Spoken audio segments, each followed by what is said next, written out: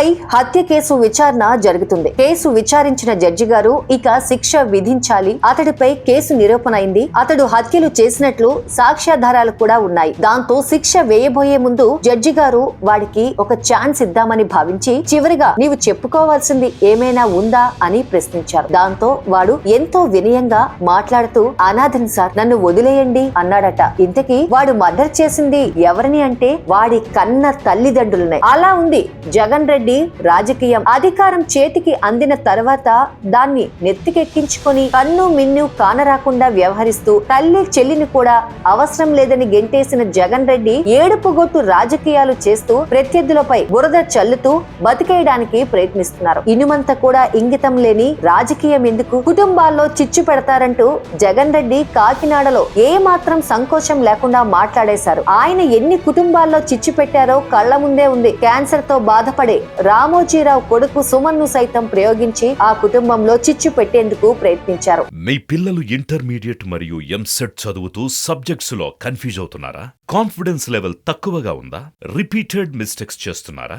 అయితే మీకోసమే ఉంది రైజ్ యాప్.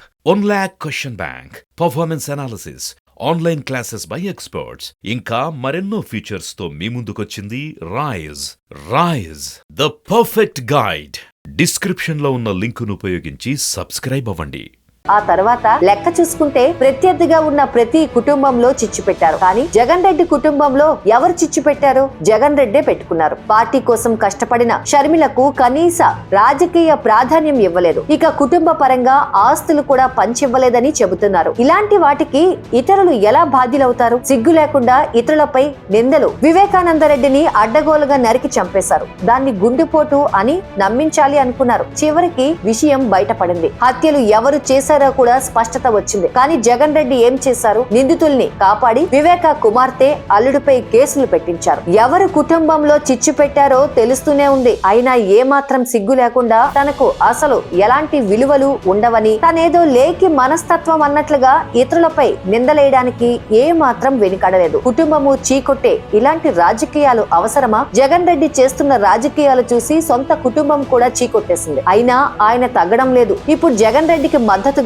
ఎవరూ లేరు. సొంత చెల్లినే రాజకీయం చేయడానికి వస్తున్నారు. రేపు ఆయన పైనే పోటీ చేసినా ఆశ్చర్యం లేదు. ఇలాంటి పరిస్థితి తెచ్చుకున్నది జగన్ రెడ్డి అహంకారమే. ఇప్పటికైనా తెలుసుకొని రాజకీయం అంటే ఏమిటో అర్థం చేసుకుంటే సర్వైవ్ అవుతారు. లేదంటే ఎంత పాతాళానికి దిగిపోతారో అంచనా వేయడం కష్టం.